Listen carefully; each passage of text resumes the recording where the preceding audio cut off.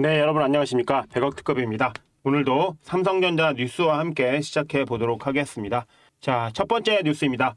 삼성전자 패키징 조직 개편 본격화. 그래서 HBM4에서 승기를 잡아야 된다라는 뉴스를 가지고 왔는데요. 일단 삼성전자가 하반기 메모리 사업 경쟁력 강화를 위해 신임 메모리 사업부장 선임과 고대역폭 메모리 제품 경쟁력 제고를 위한 패키징 조직 개편 등 대대적인 수술에 나선다라는 그런 기사가 나왔죠. 일단 신임 메모리 사업부장 인선을 검토한다라는 것은 그 사업에 적합한 인재를 투입해서 회사가 원하는 그런 매출이라든지 아니면은 물량을 뽑아내겠다, 그런 포석을 깔고 가는 것이죠. 그렇다고 하면 여러분, 일단 이 기사를 봤을 때 우리가 체크할 수 있는 게 뭐가 있을까요? 이 기사를 봤을 때 특히 여기서 이제 핵심은 차세대 HBM 경쟁력 강화로 삼성전자는 우선 패키징 조직의 손질에 나선다. HBM 제품 경쟁력의 마지막 골인 패키징 완성도를 끌어올리겠다는 전략이다 라고 하면 여러분, 패키징 관련주를 체크해 봐야 됩니다. 물론 삼성전자가 패키징도 하기 때문에 뭐 그럴 수 있다, 삼성전자를 더 봐야 된다, 이렇게 생각하시는 분도 계시겠지만 삼성전자는 하루에 많이 올라도 2, 3%, 3, 4%죠. 그런데 여러분 잘 아시다시피 패키징 관련 장비라든지 패키징 관련 부품이라든지 패키징 관련된 삼성전자와 협력할 수 있는 협력업체 관련주들을 여러분께서 찾으신다고 하면 더 많은 수익을 가져가실 수 있겠죠. 그쵸? 기본적으로 이런 구조라고 생각하시면 됩니다. 반도체에는 전공정이 있고, 그쵸? 후공정이 있어요. 그런데 후공정 쪽에 패키징이 위치해 있잖아요. 그러면 이 패키징 쪽에 삼성전자의 장비나 또는 부품을 공급하는 그런 업체, 이런 업체들을 여러분께서 체크를 해보실 필요가 있습니다. 이런 기사를 봤을 때요. 그냥 신문 기사만 보고 넘어가실 게 아니라, 그러면 반도체 후공정에서 패키징 쪽으로 장비나 부품을 공급했던 업체가 뭐가 있을까? 그리고 지금 별로 없다라고 하면 기존의 삼성에게 장비나 부품을 공급했던 업체 리스트는 뭐가 있을까? 이런 것들을 찾아보셔야 여러분께서 수익을 가져가실 수 있는 겁니다. 그냥 이렇게 신문 기사만 봤다라고 해서 중요한 게 아니라, 그러면 이런 거 관련주들 여러분께서 찾기 어려우시잖아요. 그쵸? 요 삼성전자 후공정 패키징 과정에 장비나 부품을 공급했던 업체 관련한 정보 얻고 싶으신 분들 계시다고 하시면 화면 하단에 있는 구글 폼 링크 통해서 신청해 주시면 됩니다. 계속해서 뉴스 마저 보겠습니다. 일단 삼성전자는 지난해 6월 말 HBM4 코어 다이에 해당하는 10나노급 6세대 일시 D램의 양산 승인을 마친 상태다. 자, 여러분 제가 지난 뉴스에서도 말씀드렸지만 HBM이 뭡니까 여러분? HBM이 기본적으로 이렇게 D램, 최신형 D램을 여러 개를 이렇게 층을 올려가지고, 그쵸? 이렇게 해서 층을 올려가지고 이게 기판이 이렇게 있다고 하면 베이스 다이가 있잖아요. 이게 베이스 다이라고 치자고요. 그러면 이 베이스 다이에 아파트식으로 이렇게 층을 쌓아가지고, 그쵸? HBM을 만드는 겁니다. 이게 뭐 12층이니 14층이니 이렇게 해서 쉽게 말해서 이 땅 위에다가 아파트를 짓는다고 생각하시면 돼요. 그러면 여러분, 땅 위에 그냥 시멘트 부어서 아파트 지으면 튼튼합니까? 아니죠. 여기다가 철근들을 보강해 줘야 되죠. 이 철근들을 보강해 주는 것처럼 이렇게 이 수많은 층으로 되어 있는 이 D램 반도체에다가 이렇게 식각을 통해서 구멍을 뚫어 가지고 여기다가 구리를 연결을 해서 이 반도체로서 이렇게 왔다 갔다 하는 통로를 만들어 줘야 됩니다. 이 통로, 그쵸? 전력이 왔다 갔다 할 수 있는 통로를 만들어 줘야 되는데, 요걸 통로를 만들 때 기본적으로 식각이 필요하거든요. 식각이 뭐냐면 이렇게 기본적으로 이렇게 구멍을 뚫어서 잘라낸다라는 뜻이에요. 그러면 식각업체가 수혜를 받겠죠. 당연히 이 식각 장비들을 삼성에 공급하는 업체들이 분명히 수혜를 받을 겁니다. 그런 식각 장비 업체들 여러분 잘 모르시잖아요. 그쵸? 이런 것들은 공부를 해야 되고, 증권사 레포트라든지 아니면 기존에 그 회사에 나와 있는 공고라든지, 그쵸?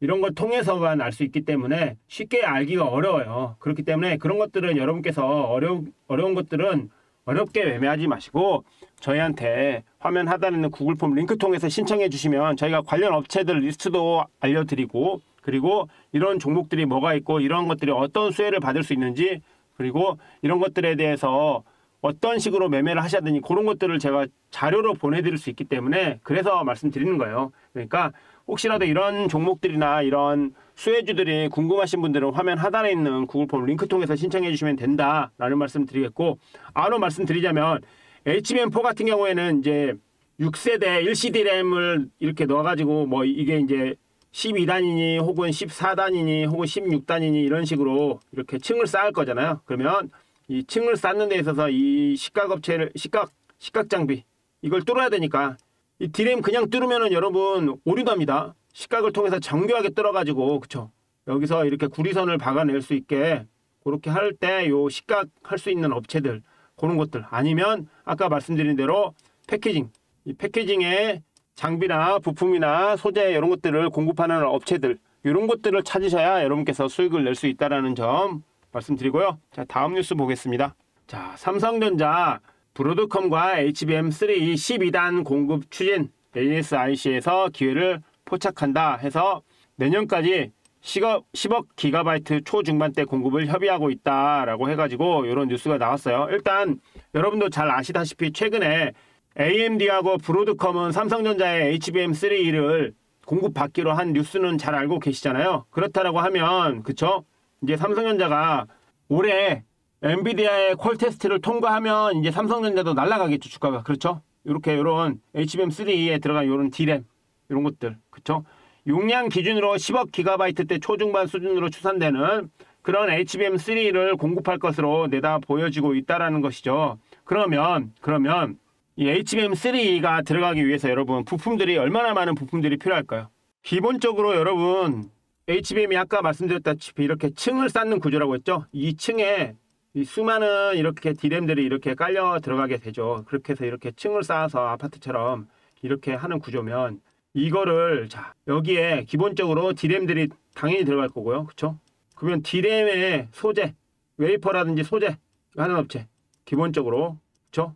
웨이퍼 당연히 들어갈 거고요. 이 D램들이 올라갈 때 2층을 쌓으면 그냥 놔두면 됩니까? 요 사이사이를 접착해야겠죠? 그러면 이거 접착제 혹은 접합제. 또 뭐가 있습니까? 여기 식각을 해야 된다고 했죠? 식각해서 구멍을 뚫어가지고 기둥처럼 그쵸? 여기다가 구리를 연결할 수 있게 이렇게 해줘야 됐죠? 그러면은 이거 할 수 있는 식각 장비가 당연히 필요할 거고요. 그 다음에 요걸 마지막으로 요거를 패키징을 하겠죠? 여기 베이스 다이도 당연히 들어가는 거. 베이스 다이 이거 공급업체도 필요할 거고 베이스 다이 그쵸? 그리고 이걸 마지막으로 이렇게 패키징 할 수 있는 패키징 장비라든지 그쵸? 패키징이 필요하겠죠. 기본적으로 여러분 쉽게 생각만 해도 이렇게 많은 부품이나 많은 장비들이 들어갈 수밖에 없습니다. 그렇다고 하면 이런 소재나 부품 장비를 제공하는 업체들의 리스트를 가지고 계시면 조금 덜 오른 종목이라든지 다른 장비나 다른 종목들은 올랐는데 이 종목만 안 올랐으니까 요거 들고 있으면 시간 지나면 오르겠다 라는 합리적인 추론을 하실 수 있게 되시잖아요. 그렇다고 하면 그런 업체 리스트 같은 거 되게 중요한데 아무나 인터넷에 떠도는 그런 정보를 믿기는 어렵잖아요. 전문 증권사 레포트라든지 그렇죠. 아니면은 공시라든지 공고라든지 이런 걸 통해서 직접적으로 연관이 있거나 직접적으로 납품한 경력이 있는 그런 업체를 여러분께서 찾으셔야 되기 때문에 그런 업체 리스트 궁금하신 분들은 화면 하단에 있는 구글 폼 링크 통해서 신청해 주시면 저희가 무료로 보내드린다는 것. 그리고 마저 뉴스 보겠습니다. 그래서 자 HBM 수요가 그렇죠. HBM 수요 확보가 절실한 삼성전자 입장에서는 의미 있는 규모가 될 것이다. 그래서 삼성전자는 올해 HBM 총 공급량을 전년 대비 2배 확대한 80억에서 90억 기가바이트 수준까지 늘리겠다는 목표를 세운 바가 있다. 그래서 자 HBM은 글로벌 빅테크의 차세대 AI 반도체에 탑재될 예정이죠. 현재 브로드컴은 자체 보유한 반도체 설계 역량을 바탕으로 구글의 7세대 TPU 그리고 아이언우드 그리고 메타의 자체 AI 칩인 MTIA V3 등을 제조하고 있다. 지금 여러분 아시다시피 브로드컴 같은 경우에는 세계 3위잖아요. 그쵸?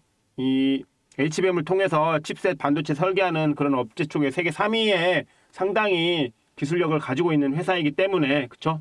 그러면 삼성전자가 브로드컴에 납품해서 손해날 거 없습니다. 손해날 거 없기 때문에 일단은 삼성전자가 브로드컴에 추가적인 납품을 한다는 것 12단을 한다는 거죠. 12단. 그리고 그 다음에 내년에는 특히 이제 HBM4도 생산할 것이기 때문에 귀추가 주목된다. 그렇게 보시면 좋을 것 같고요. 자, 다음 뉴스 보겠습니다. 하루 만에 6천억 싹쓸이 삼성전자 깜짝 전망 나왔다라고 해서 지금 삼성전자 최근에 그쵸? 외국인이 하루에 6천억 원을 삼성전자를 매수를 했는데 깜짝 실적이 나올 거라는 전망이 있다라는 것이죠. 보시면 삼성전자 기술 경쟁력 회복에 대한 기대가 주가 상승을 이끌었다. 지난달 자체 개발한 10나노, 그쵸? 10나노 6세대 D램, 일시 D램은 최근 내부 품질 테스트에서 양산 가능 판정을 받았고요. 이거를 이제 HBM3나 HBM4에 넣어가지고 성능을 더 끌어올리겠다라는 그런 의도이잖아요. 그쵸? 그러면 하반기에 HBM3 12단 제품의 엔비디아 품질 승인이 기대되는 상황에서 HBM4의 성공 가능성도 커졌다는 평가이기 때문에 그래서 외국인들이 6천억을 쓸어 담았다. 그렇게 일단 판단하고 있는 것 같아요. 그렇죠? 그래서 삼성전자 목표 주가를 74,000원으로 제시한 골드만삭스는 최근 2분기 영업이익 추정치를 하향하면서도 HBM 관련 긍정적 상황이 발생하면 주가 상승 촉매로 작용할 수 있다라며 리스크 대비 상방 여력이 더 크다고 분석했다. JP모건도 기술 격차는 여전하지만 HBM 사업에 진전이 있다며 목표 주가를 71,000원으로 상향했다라는 거 이런 것들이 뉴스에 나왔기 때문에 일단은 체크해볼 필요가 있습니다. 삼성전자. 자, 그 다음에 다음 뉴스 볼게요. 삼성전자 2분기 영업이익이 5.5조냐 6.5조냐 요게 지금 문제다. 이런 뉴스가 나왔어요. 그쵸?